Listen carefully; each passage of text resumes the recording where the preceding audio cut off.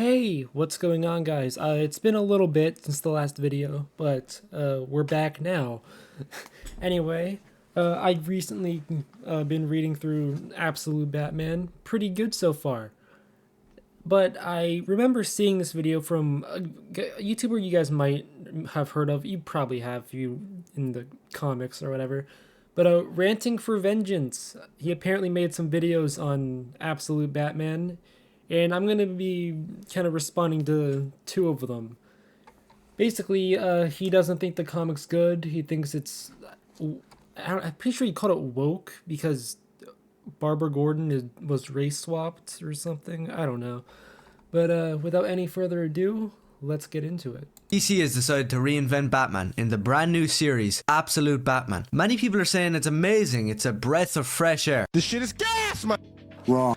This shit is gas. Like, this is what DC meant when they said DC all in. I'm kind of retarded. I'm here to tell you if that's the truth. Spoiler alert, it's not at all. It's literally one of the worst takes on Batman ever. Quick disclaimer before I start. This isn't some rage bait video. I'm not lying to get your attention. I'm telling you my opinion, which I believe is the truth. That this, A, is not Batman, and B, is an absolute dumpster fire. This comic is a disgrace to creators like Frank Miller, Jeff Loeb. This isn't the Batman they envisioned.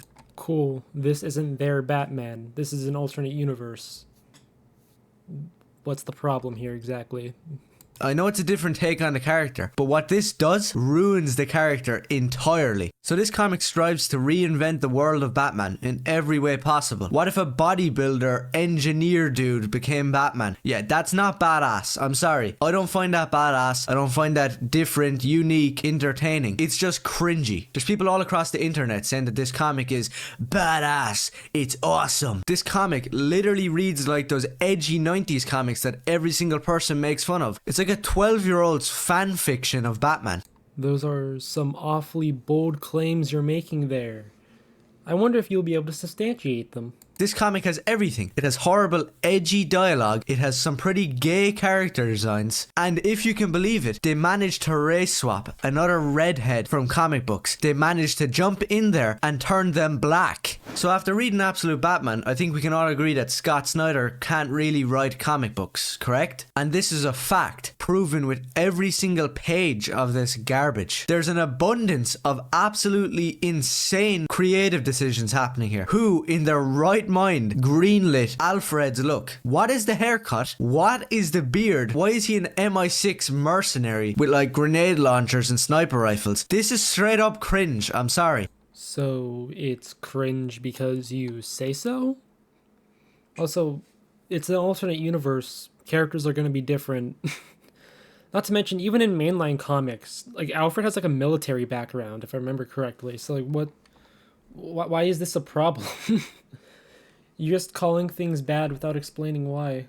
So I thought Alfred was bad enough, but then we get to Bruce Wayne, the main man himself. What do you think when I say Bruce Wayne? You think the suave, charming rich guy, which in Batman Year One was originally based off of Gregory Peck. But now in this comic, they're going for something a little different. Let's just take a little glance at what they thought Bruce Wayne was. So this is the page where Bruce Wayne is first introduced. We see him hitting a bag. He looks exactly like Bruce Wayne has for the last like 100 years, saying some badass Batman stuff. No fear, no pain. And then out of nowhere, this big hulking transgender comes up behind him and is like, "Hey bro, I think it's my turn now," and just starts blowing the punching bag across the room with his big fat arms. Now the character design going on here, he has the haircut of some fat emo transgender kid, and that is Bruce Wayne. I'm not joking, that is Batman. So Batman, okay, so Bruce in this universe being buff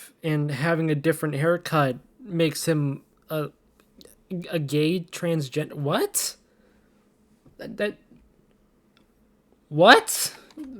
Then we actually start getting into the backstory of Bruce Wayne. His parents weren't killed coming down that alleyway and they got mugged. No, instead he's at a zoo with his dad or something, and his dad gets shot. And the idea for Batman comes from the fact that he's in a zoo and he goes into some bat-like exhibit. I really don't know what's going on here. I don't know what was being smoked in the writer's room, but clearly this comic is all over the place. It's a mess. So the comic is all over the place because Bruce, his dad dies in a zoo instead of alley. What? How does that make the comic a mess? I I don't get your logic. And apparently, Bruce Wayne isn't some rich guy anymore. Instead, he's a working class citizen, working all these different construction jobs, learning engineering. So he's this super genius. And his mother is still alive. So there's no motive to fight that you're an orphan, your two parents were shot in front of you, and you'll never stop on your crusade against crime. Instead, your dad got shot in a zoo somewhere, your mother is still alive, and now you're just working construction jobs. Is this Batman? So you say Bruce has no motive to be Batman in this universe, while simultaneously acknowledging that Bruce's dad was shot and killed. So he does have a motive. Dude, learn basic media literacy, dude. I don't really know what's going on here. I was shocked reading it. He's walking around like an emo kid, brooding. I don't know what's going on with Batman these last few years, but people need to learn that his hair doesn't come down over his eyes. He doesn't listen to Nirvana, and he's not gay. Different versions of a character can look different. They don't all have to look identical. And how is Bruce gay? So then in the story, we learn about this gang of scumbags who have taken over Gotham. Very similar to The Dark Knight Returns, except in The Dark Knight Returns, you had the mutant gang. These violent creeps who were going around stealing, killing. It was really dark for its time. So you think in this brand new comic, this edgy comic, they'll be able to go darker. No. The people who have taken over the city, the big bad villains, are called the Party Animals. I don't get it. I really don't. They're wearing like clown masks or party masks. So you show an image of the Party Animals clearly wearing masks that look like black skulls, and you think they're clown masks.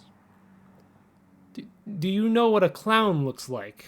I don't know. It's all very messy and stupid. When Frank Miller designed those mutants, they really did look threatening. These party animals? There's no threat here. Where is the villain in the story? The Party Animals in Black Mask are the villains of the first arc in Absolute Batman.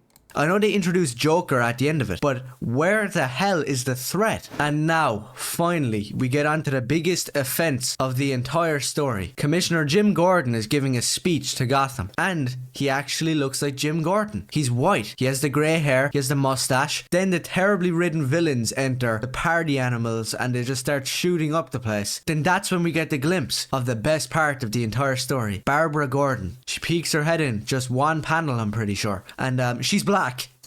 She is black. They did it again. Another redhead character just changed to black. Iris West, Wally West. Are we serious? We're just making them black for no reason and expecting people not to notice or expecting people to tolerate it. But I won't, and I hope everybody else won't either. Black Barbara Gordon just snuck her way in. Why? Think about it from a writing standpoint. She didn't even need to show up in the story. If she did, she should have looked the way she always has. I'm getting sick of this.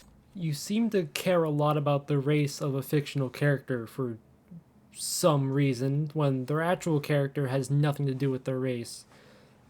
Barbara isn't tied to being a white ginger, if that's what you're mad about. Also, so your only issue with this version of Barbara that you've mentioned is the fact that she is a different skin color. And you said that if she had to be in the story, she should have been white. Why does it matter what her skin color is? It doesn't affect her writing. Can we just start changing black characters to white? Can Black Panther be white in the next comic, please? It doesn't work that way because black people need to be represented. Wait, they've always been represented and you're just shoving them into stories for no reason now. You're swapping people out to make them black because you want to make up for all those years of not being represented. It's a lie and it's a scam. Okay, I'm gonna have to take a page out of SK's book here. You seem to be awfully offended by the race of a fictional character, and I am very sorry that offends you.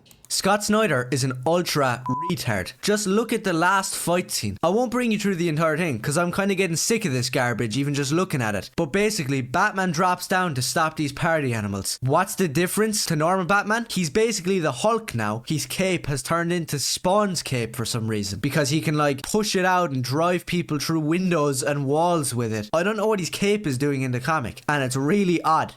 So his cape is bad because it's different? That's an interesting take, considering this is, like I've said before, an alternate universe.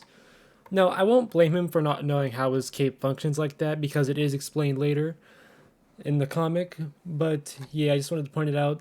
Just saying something's bad because it's different is not a good form of criticism. I'm sorry. Then he rips off his ears. You know those things on his head? Yeah, he just rips them off and starts cutting guys, throwing them around. Then finally, when I was ready to puke my guts out because it was such a disgrace to the character of Batman, we get hit with this page. This bad guy comes up to him, edgy, cursing at Batman. Get the F out of her way. Batman then takes off his big loaf of bread logo, the big rectangle that doesn't even look like the Bat logo, and uses it as a hammer or something, or an axe, and slices the dude's arm off with no regard for whether or not he lives or dies. And then just goes, yeah, there's a hospital down the road. You should start running. So he doesn't show regard for this person's life, even though he tells him that there's a hospital nearby and that he should start running to it? That's not showing regard for his life? That's some cringy tough guy dialogue that a 12-year-old would write. And then on top of it, Batman then just starts screaming, cursing at this gang. You're gonna have to get the F out of my way. What? What is this? Please, can we stop glorifying it? Yeah, that's not all that Bruce says. When he says that, he's trying to intimidate the party animals to get them into, I guess, his trap that he set. And he doesn't just say, now all of you get the F out of my way. He says, the rest of you, I'm going to give you one chance to get the F out of my way. So, yeah. Calling it badass awesome. It's one of the cringiest things I've ever read. So Absolute Batman, without a doubt, is an absolute disaster. It's a waste of paper, a waste of ink, and a complete and utter waste of time. Batman is a detective. Frank Miller knew this. Jeff Loeb knew this. He's a normal guy who's smart enough as it is and knows how to kick ass and solve crimes. He's not Arnold Schwarzenegger, and he's definitely not some transgender emo kid. Once again, this is an alternate universe version of Batman. He doesn't have to be the exact same as the main continuity version of him. And how does he... I still don't get your problem with his looks. How does he look... What? So take your absolute universe and stick it up your ass. Alright, so that video was pretty terrible.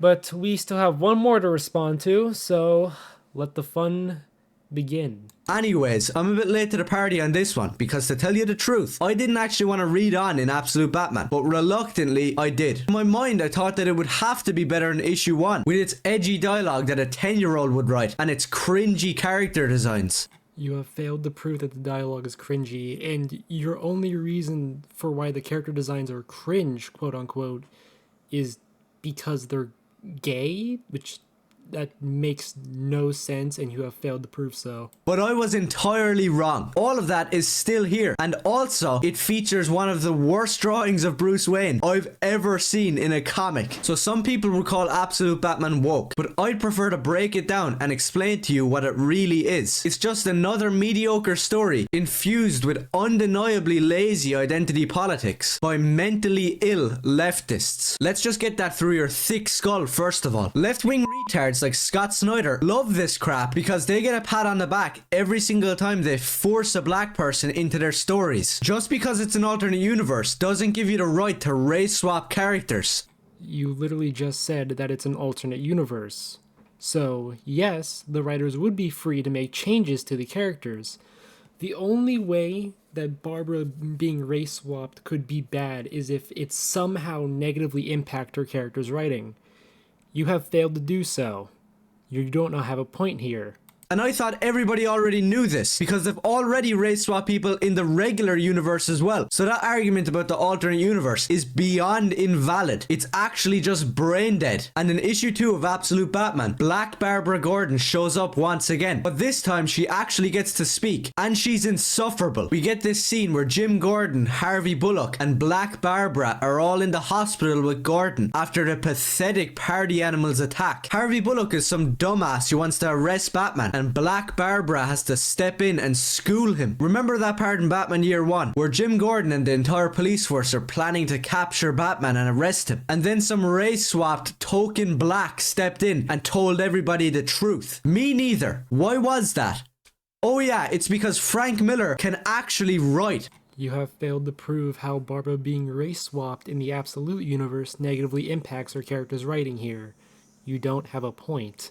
Unlike most people working in comics today. So then Martha Wayne, who should be dead by the way, comes to visit Jim Gordon in the hospital. Why is she in the story again? I have a prediction as to why they'd leave Martha Wayne alive in this universe. Maybe it's so later on she can become some well-known villain as a big plot twist. But that's just what I'm thinking. I don't know any other reason why she should actually be in the story. Anyways, then we get to one of the most annoying parts in this comic. Martha Wayne comes in and asks, "How's Gordon doing?" Gordon, like a normal human being, tries to respond and instead gets interrupted by this stupid bitch. It turns out she was talking to Babs instead. What? What in the name of Jesus Christ am I reading? Why is this cringe dialogue included in the comic? Martha Wayne is almost certainly in the comic because she acts as a parental figure to Bruce. You know, like the role Alfred normally fills, but since Alfred and Bruce don't really have a father-son connection here, Martha fills that role. And as for what you said about Martha and Barbara's interaction in the hospital, it's clear from the moment the conversation begins that she was talking to Barbara. And I fail to see how Martha calling Barbara Babs is cringe, considering that's a nickname that's commonly used for Barbara. So what's the issue here? If you can't see why this comic is unbelievably cringy, then I don't know what's wrong with you. But as it continues, I actually think this scene is one of the better ones in the comic. Jim Gordon and Martha Wayne share a cigarette whilst talking about the death of Thomas Wayne. Just when I thought this story wasn't actually that bad, then we get this flashback of young Bruce staying inside and not going out with his friends. His mother tries to help him out, saying, "Man, just go outside." And then, wouldn't you know it, he starts screaming into her face. This might be some sort of habit for this universe's Bruce Wayne. When you don't like something, flip out like a retard and start yelling and cursing. What happened to the stoic Batman? I don't care, alternate universe or not, he doesn't resemble Batman or Bruce Wayne in any way. That flashback takes place not too long after his dad was murdered. No duh, he's gonna be emotional and not want to play with his friends. Do you have any common sense whatsoever? And I don't know why you're talking about, oh, what happened to the stoic Batman? This is young Bruce. He's not Batman yet. He's a literal child. At the very end of this issue, we get another flashback of young Bruce. Young Selena Kyle comes to visit Bruce, and am I the only one who despises this backstory for Batman? In the TV show Gotham as well, they did the same cringy storyline. When they did that before, it sucked horribly. And if that's what we're getting here, this comic is going to reach a new level of crap. Can you explain how Bruce's backstory in this comic or in the Gotham TV show is bad? No?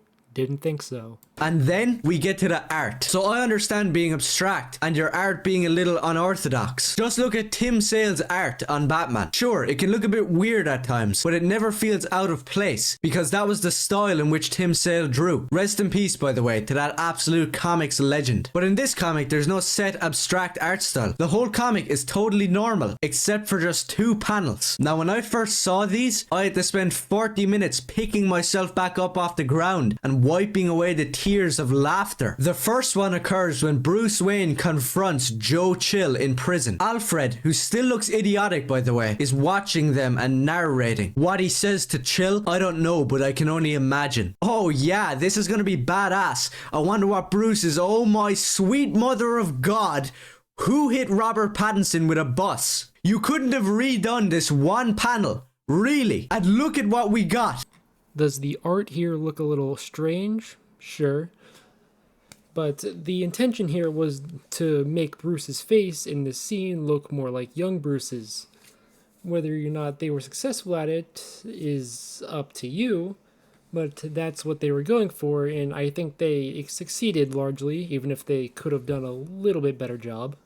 If you read Walt Simonson Thor, you see great use of shadows in the art. This is the exact opposite of that. He looks less like a wealthy gentleman and more like My Chemical Romance. The second instance of unforgivably bad art is in this scene where Bruce is sitting down playing poker with his friends. By the way, his friends are all Batman villains as well, which I suppose isn't the worst idea, but it's still a bit goofy to listen to Harvey make 1,000 puns about coins and being two-faced. We get it. Now stop it. It's painful to read. If I recall correctly, he makes all of 2 coin jokes in that issue, and they're like pages apart. If that's too much for you, I don't know what to say. Now once again, I don't know what the artist was smoking, but goddamn, what is going on here? Bruce literally looks like Frankenstein. What's up with his forehead? You couldn't have went back and redrew that? You actually left that in? I know I'm gonna get some nutjob TikTok kids commenting on this video, saying, bro, you can't comment on appearances. Just look at yourself in the mirror. Forget about me for just 1 second. This is Bruce Wayne we're talking about. It doesn't matter if I'm four-eyed or ginger. This is Batman. He shouldn't look like a monkey. As this dumpster fire continues, we get an insane amount of unnecessary swearing out of everybody in the story. And the highlight of the crappy writing is when Alfred starts talking about his military tactics. Advance forward, retreat and regroup. It all comes off like a load of jargon. And what it results in is Alfred saying that maybe Batman doesn't retreat and regroup. Maybe he's just one advance forward. Batman AF. What? What does this even mean? Can anybody explain it? Batman advance forward. Nope, that doesn't make sense. He's saying Batman advanced forward because that's all he does. He doesn't back down. Learn how to read. I'm being genuine here. No satire. What is he talking about? And more importantly, is it needed in the story? Batman ends this issue by crushing a load of cop cars with his massive construction vehicle Batmobile. He also led the party animals up to the top of a skyscraper and then blew it up. I don't care what anybody says. Stop making excuses. He just blew them up with no regard for their lives. I wouldn't care about this if it was established that in this universe, Batman does kill. But no, Scott Snyder went out of his way in issue 1 to mention the fact that he's non-lethal. So none of this makes sense. Stop. This is an actual fair point for a change. Never thought I'd see the day. Yeah, even though there is like an implication that the party animals did have time to get out, this is still a huge risk Bruce is taking in this comic.